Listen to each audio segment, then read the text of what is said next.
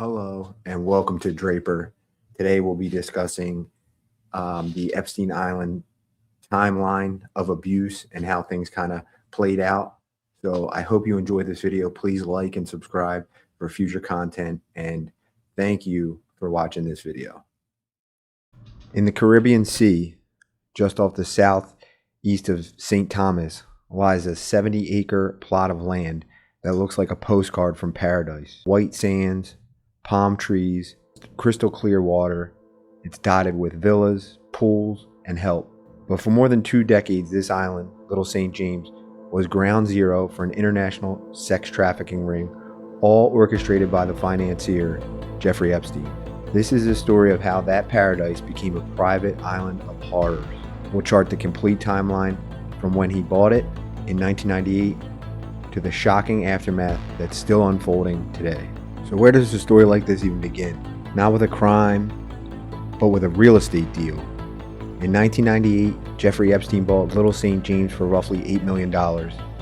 It would soon become his main home and the primary stage for crimes that he would entangle some of the most prolific and powerful people and ruin the lives of countless young women and girls. For over 20 years, what happened on that island was shielded by a fortress of wealth, power, and institutional failure. The foundation, 1998 to 2005. After buying Little St. James in 1998, Epstein immediately began to transform it. He didn't just settle for the main house or the guest cottages that were already there. Over the years, he expanded, he renovated the main villa, and added 4 more and installing a brand new pool. The island became a fortress of luxury and security, only reachable by his private boat or a helicopter.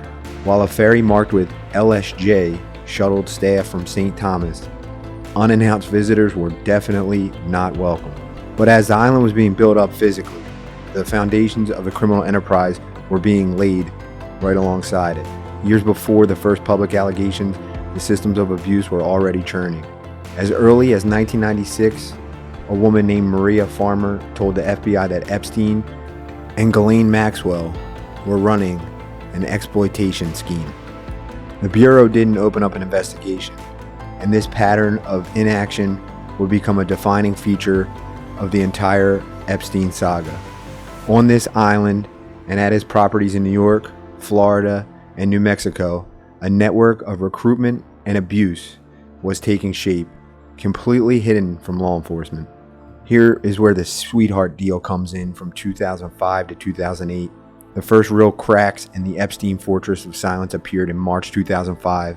That's when a Palm Beach police started an investigation on a report that a 14-year-old girl had been molested at his mansion. Soon, more underage girls came forward, telling police that they had been paid for sexualized massages. Police recommended multiple felony charges, but the case just stalled out. The FBI opened its own investigation in 2006.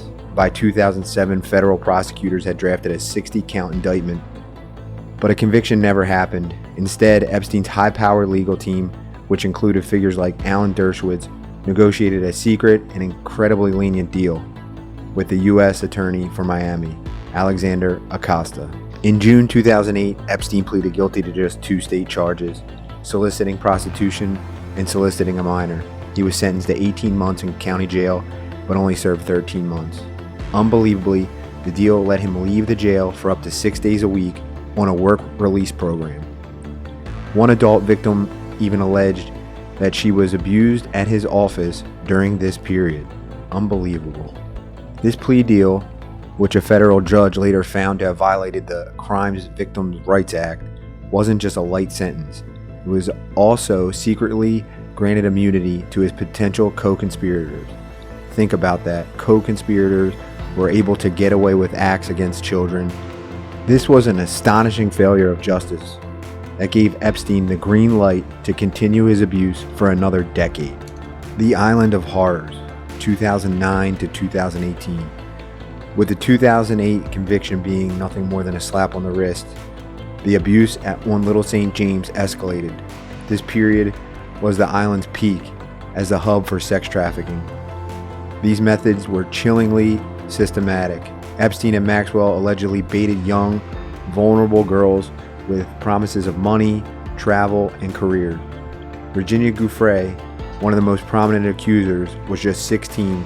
She was working at Donald Trump's Mar-a-Lago when she was recruited and promised that she would be able to take part in a massage therapy program.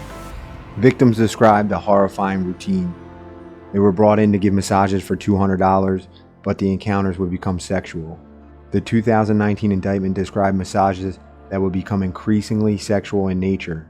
An attorney for the victims put it bluntly: Jeffrey Epstein was the pimp and the John. He was his number one client. With abuse happening daily, a lawsuit filed by the U.S. Virgin Islands in 2020 alleged that trafficking on the island involved children as young as 11 years old and continued through 2018. The island was a popular destination for powerful men. Even after Epstein was publicly registered as a sex offender, confirmed visitors included billionaire Les Wexner, a former Barclays head Jess Staley, tech figures like Sergey Brin and Reid Hoffman also visited. In 2026, U.S.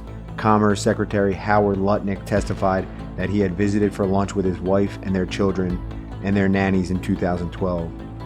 Former staff also reported Prince Andrew making multiple visits. He did this by traveling on Epstein's private Boeing 727, an airplane infamously nicknamed the Lolita Express.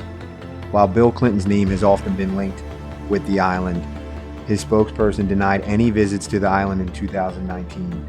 But with the evidence that we've seen lately, it looks like he probably was there. The whole operation was supported by a complex infrastructure. The Lolita Express jetted and shuttled victims and associates around the globe. Staff, like his former assistant Sarah Kellen, were described by a judge as criminally responsible participants for their role in scheduling the so-called massages. The island wasn't just a home, it was a purpose-built facility for abuse that operated with total impunity for many, many years. The fall of Epstein, 2019. The House of Cards finally began to collapse in November of 2018 thanks to the relentless reporting of Julie K. Brown at the Miami Herald. Her investigation, which shared the stories of some 80 alleged survivors, blew the lid off the secret 2008 plea deal and forced law enforcement to take a second look. On July 6, 2019, the justice that had been denied for so long started to materialize. Jeffrey Epstein was arrested at Teterboro Airport in New Jersey, returning home from France, and he was charged with sex trafficking of minors and conspiracy. This time there was no bail. Shortly after, FBI agents raided Little St. James, hauling away evidence from the island that had served as a crime scene for over 2 decades. But the legal battle was cut short. On August 10, 2019, Jeffrey Epstein was found dead in his Manhattan jail cell, meaning he would never face a trial for federal charges, leaving his victims without their day in court. Because of this, it would leave the world with a mountain of unanswered questions. The sheer scale of this network and the number of people implicated is staggering, and the new information is still coming out. What part of this timeline do you find the most shocking? Let us know in the comments below. And if you find this timeline informative, please subscribe for more deep dive into complex cases. Before we get out of here, let's talk about the aftermath and the unanswered questions. This is from 2020 to present. Epstein's death was far from the end of the story. In January 2020, the Attorney General of the U.S. Virgin Islands hit his estate with a massive lawsuit alleging a sex trafficking conspiracy that went on for over 2 decades. That lawsuit was settled on December 1st, 2022 for over $105 million, plus half of the proceeds from the sale of the Little St. James Island. The financial giants that enabled him also forced a reckoning. In 2023, JP Morgan Chase and Dutch Bank paid huge settlements totaling hundreds of millions of dollars for their role in knowing exactly what was happening during these crimes. In 2023, the islands themselves, forever tainted by the horrific history, was sold for $60 million to billionaire private equity mogul Stephen Dekoff.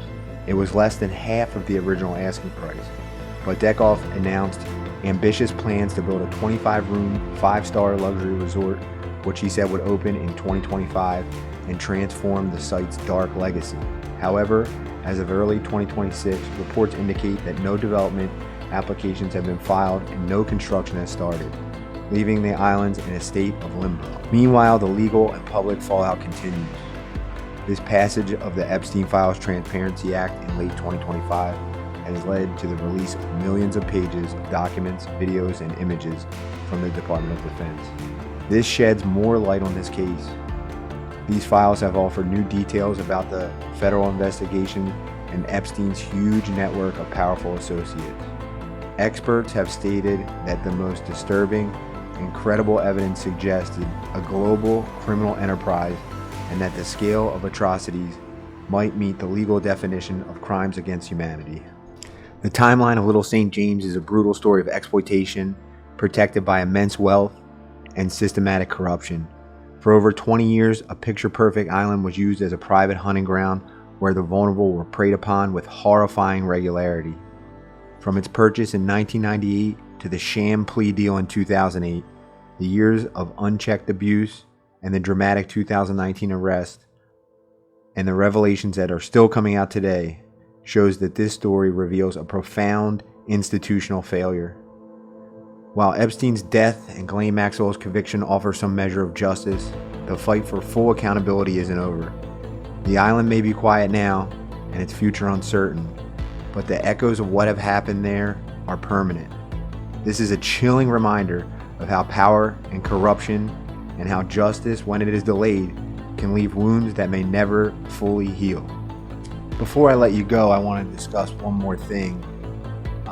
With the recent videos that I put out about the exploitation of children, I was looking over the files today and I found a couple pictures and images that were disturbing to me about information about Pop-Tarts, cherry Pop-Tarts, which is a bit confusing because, you know, with all the food references, some of them seem like they could be legit. But this one to me seems much odder and a very strange reference to Pop-Tarts. And I did a little bit of research and found that it is in reference to obviously young girls, and you know, I'm sure you can fill in the blanks, but it's very disturbing what is going on with this Epstein file and things that are coming out in recent days and weeks.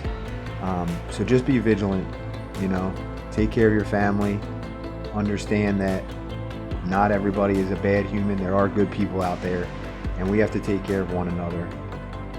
Thank you for watching this episode, and God bless.